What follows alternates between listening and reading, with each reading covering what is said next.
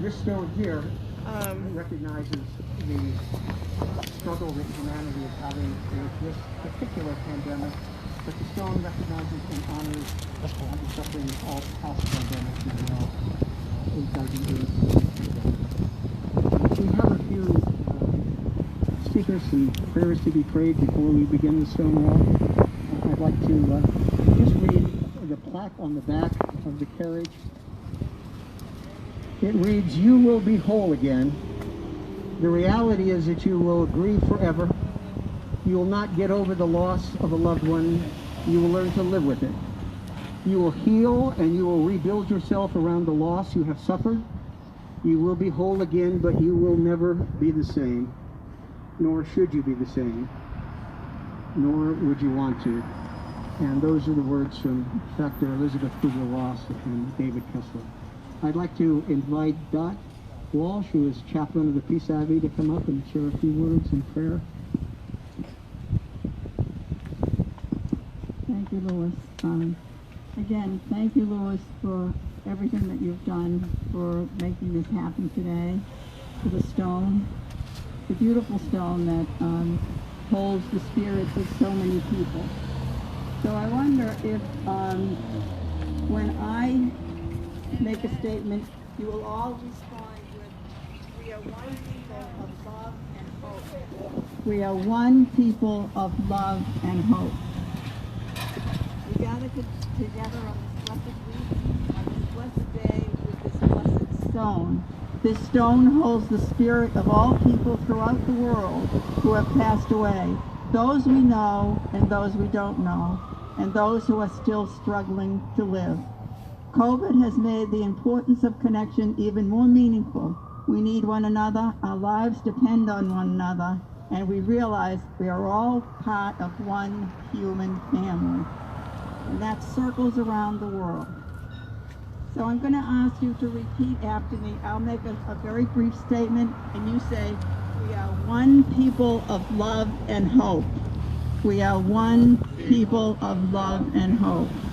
Let us remember all those who have passed away during this year, our loved ones, our friends, and our neighbors. We are one people of love and hope.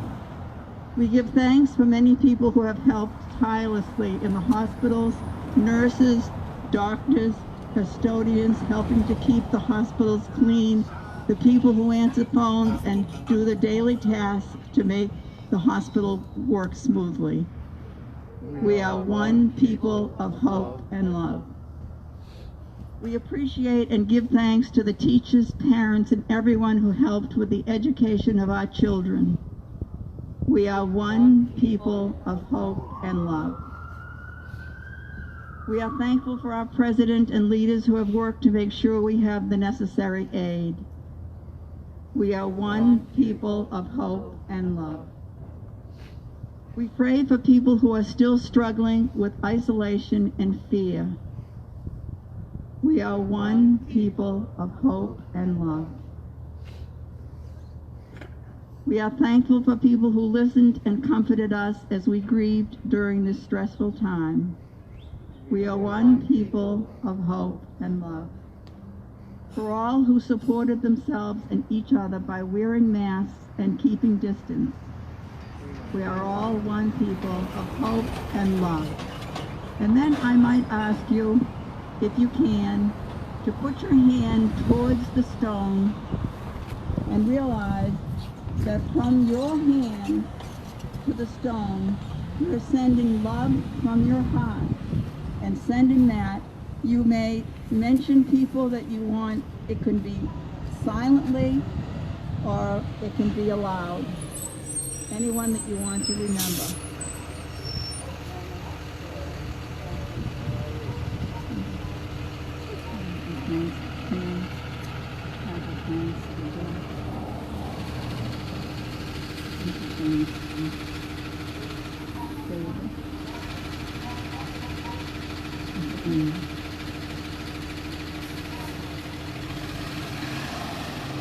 And as we close, we remember we are one people of hope and love. Thank you. Thank you, Dot. I know that Esther has some words she'd like to share about her sister. Hi,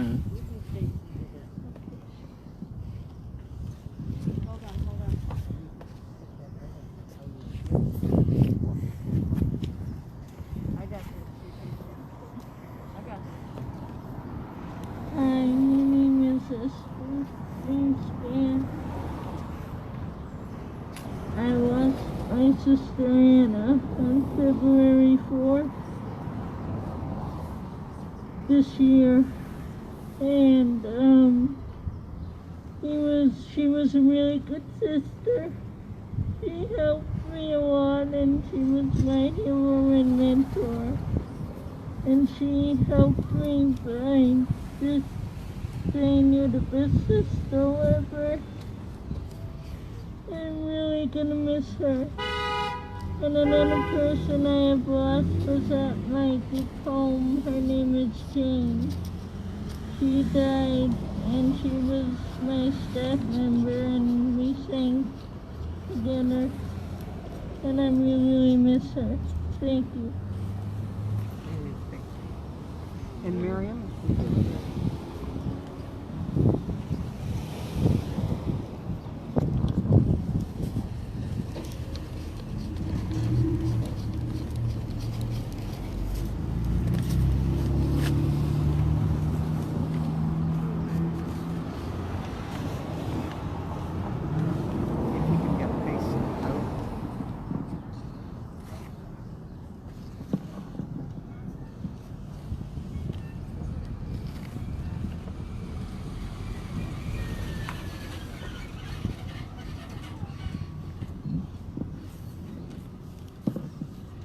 Thank you all for being here.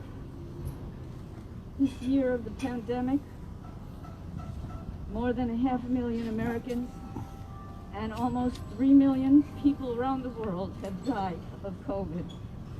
Countless more have died so-called collateral deaths of diseases left untreated because of shuttered medical facilities or out of fear of entering the doctor's offices, or because their treatment was cut short, or there wasn't room for them in hospitals, full to brimming with the sick and dying. Countless others died deaths of despair through drug addiction and suicide. They died of lack of connection to family, to friends, and to community. They died of isolation. They died of loneliness.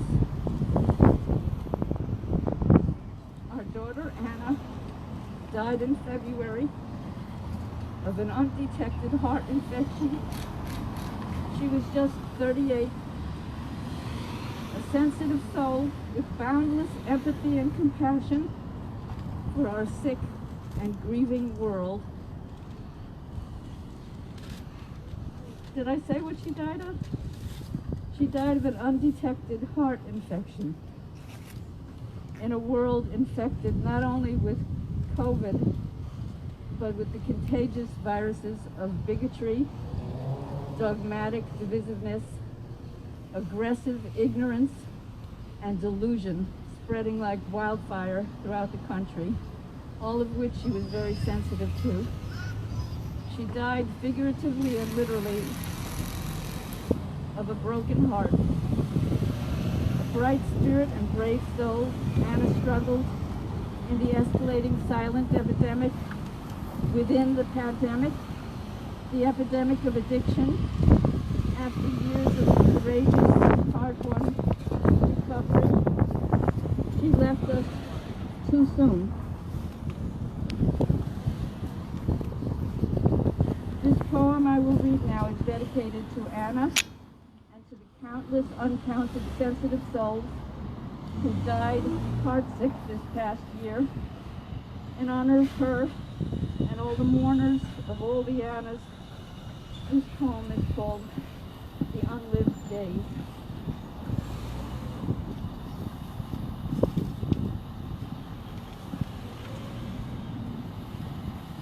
I want to show you her picture. This is Anna with her dog Kylie, who also died 3 months before she did.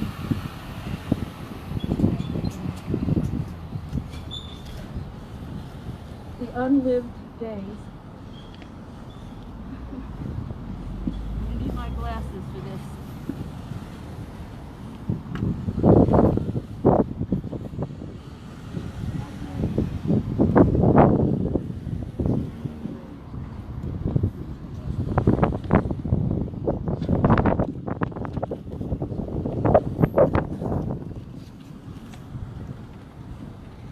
Standing at the backyard grave of the dog we rescued to save you, crying in the garden not planted, in the yard that has not bloomed, where only death took root this year of the plague, the slow, steep seep of death through your heart's chambers.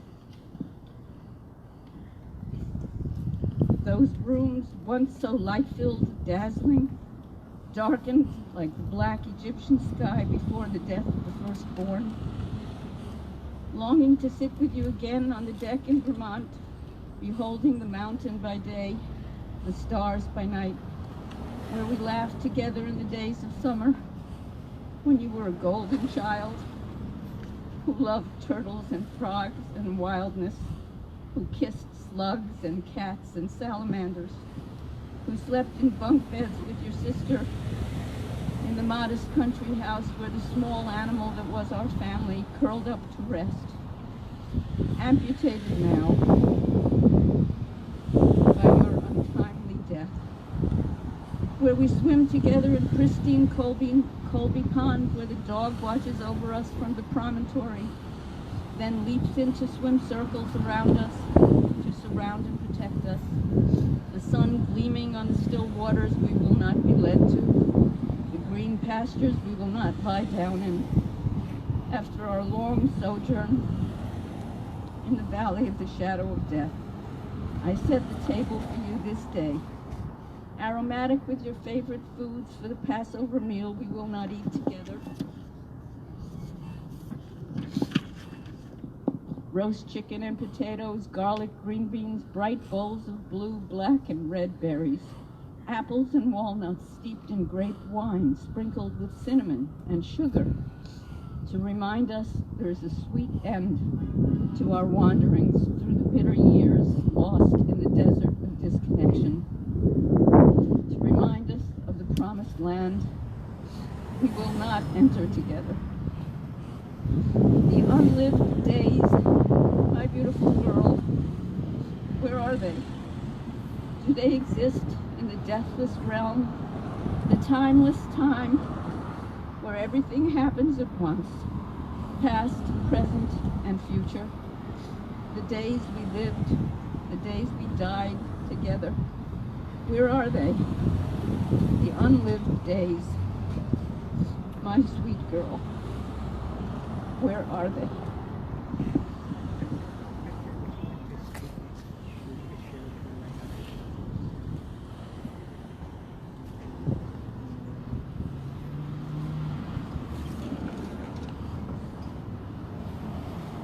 Receive our tears, O Holy One of Being. Hold the grief that fills this space, so many corners of this land, so many corners of hearts, each one hurting even in presumed health. Holy One of Being, in whose image and in whose name we seek to be and become in the way that you call us to go forth. Holy One of Being, help us to take each other's hand on this day of shared holiness among your children, different paths becoming one, in the hope that each of us carries. Holy One of Being, as the Jewish people comes tonight to the last days of Passover, joined with the holiness of Sabbath peace, help us to remember the meaning of these last days of Passover, when we crossed through the parted waters from oppression and hate and found ourselves on freedom's shore, too stunned to sing our freedom song as we saw Egyptian oppressors drowning in the sea who would re-enslave us. You taught us then the way of compassion. We learn of the angels who sought to sing with joy in heaven, and you told them to stop. How can you dance while my handiwork drowns in the sea? If we are to know and show compassion even for those who would so brutalize us, how much the more so for each other, for all the innocents who seek exodus now, to journey forth from the grip of this plague, to journey forth from the grip of hatred and bigotry, of brutal inequality, of war and strife and poverty, all of that wrapped up in the plague we have come to know this year. Help us to go forth with ever-expanding compassion, hand in hand, journeying forth toward freedom's land that is not the land we have known, but the world transformed as we seek to be and become in your image and your name. So may we together help to transform this world and help it to be and become. Amen.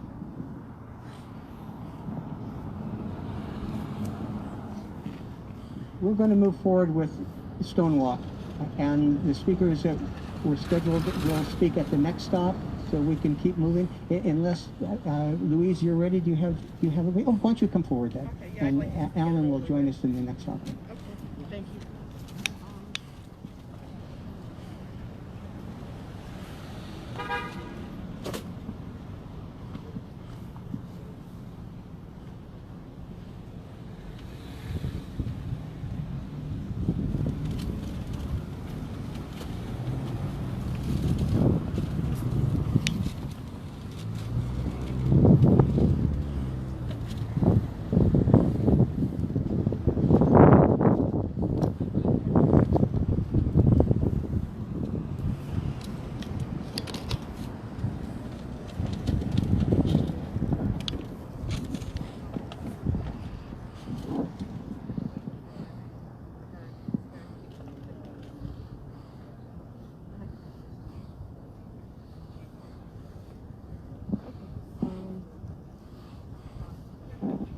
Hi, is that okay?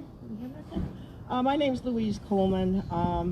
I've been involved with the Peace Abbey for a long time, and I lost my son Nolan, who was only 52 during the pandemic. So I just wanted to read what I wrote about his death.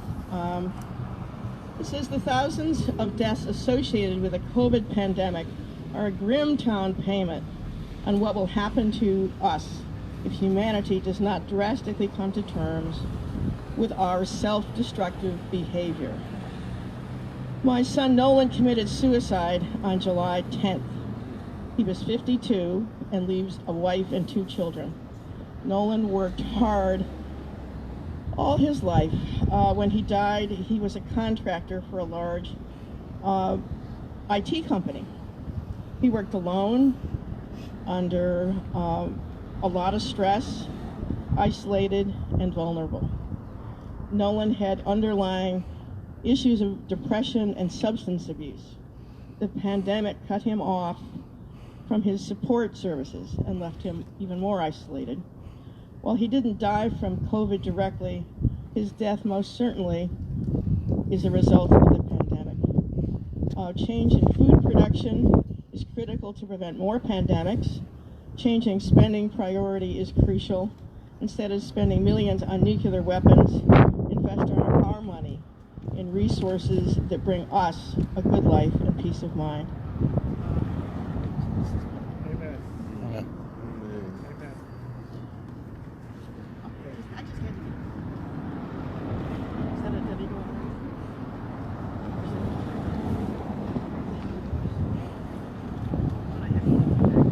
For those of you that plan to pull the stone, we'll need you to raise your hand so we can identify you and give you a vest. Dot Walsh is, and Pat. Any other stone walkers? Yep, okay. Pino and Chris. Pino and Chris, do you take the front bar? Okay. And then we need somebody to be behind the wheel, and I'll do that initially, and we'll move forward. Thank you all for being here. This is a difficult day, a difficult message, and we can get through this as long as we care for one another as we've demonstrated today.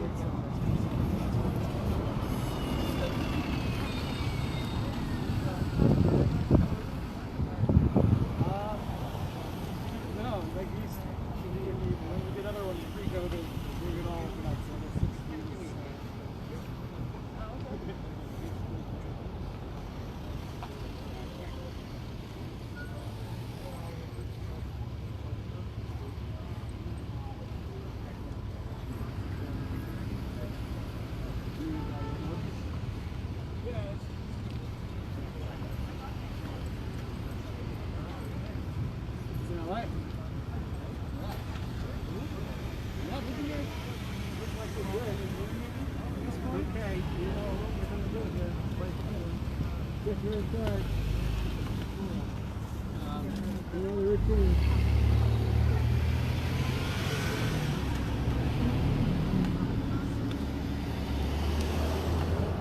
Yeah, they moved out there right before COVID-19. It's been most of the summer here, so yeah, it's adjusted.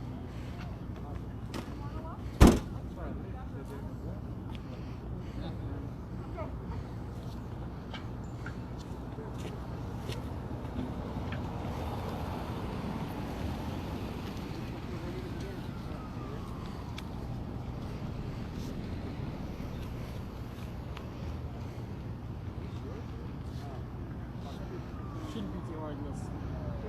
Pretty much down there. The phone is in. Yeah, you can watch it.